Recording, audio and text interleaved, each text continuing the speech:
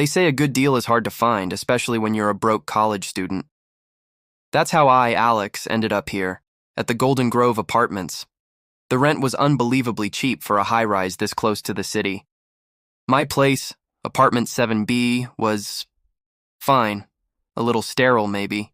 Generic white walls, gray carpet, and a window that overlooked 100 other identical windows. The first night was quiet. Too quiet. Just the low hum of the building's ventilation. The next morning, leaving for class, I swear my neighbor's door, which should have been 7C, was labeled 7D. I brushed it off. Lack of sleep, stress from midterms, you know how it is. But it kept happening. The next day, 7D was 7F. My own door, 7B, suddenly had a small, barely noticeable scratch near the lock that wasn't there before. A cold knot started to form in my stomach. I started taking pictures of the hallway every morning. The evidence was undeniable. The numbers weren't just changing, they were shifting. Apartment 7G would vanish, replaced by a blank wall, only for a new door, 7A, to appear where a window used to be. It felt like the building was shuffling itself like a deck of cards while I slept. I tried telling my friend over the phone, but the signal was always terrible inside. It was like the concrete walls were swallowing the waves. One night I was jolted awake by a sound, a low, rhythmic groaning like a giant stomach digesting. It was coming from the walls themselves. I pressed my ear against the drywall and felt a faint vibration, a slow, steady pulse. That's when the dread really hit me. This wasn't just a building, it was alive.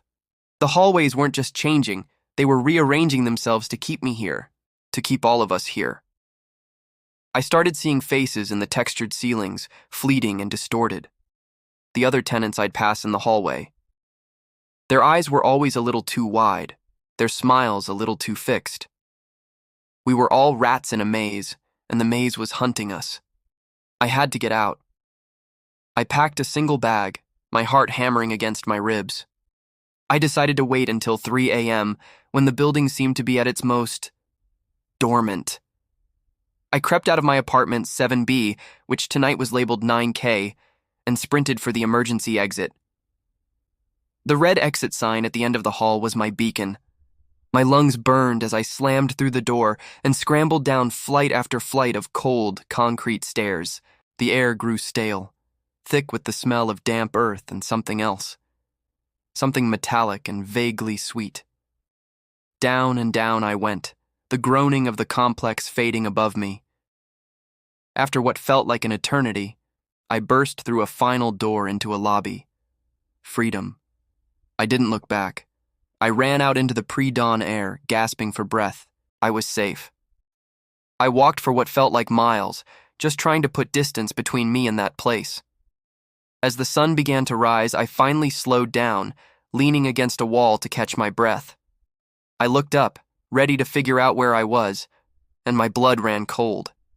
I was standing in front of a massive, sterile, high-rise building. A cheerful banner hung over the entrance.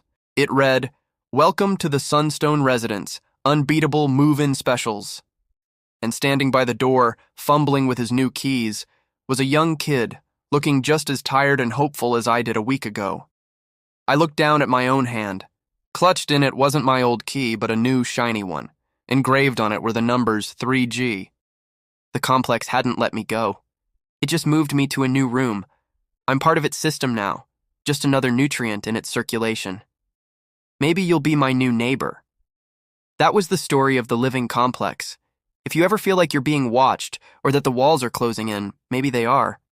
Stories like this remind us that some places have a life of their own. What did you think? Let me know in the comments below if you've ever heard a similar legend, or if you have a story you want us to animate. Don't forget to subscribe and hit that bell so you don't miss our next dive into the darkness. Thanks for watching.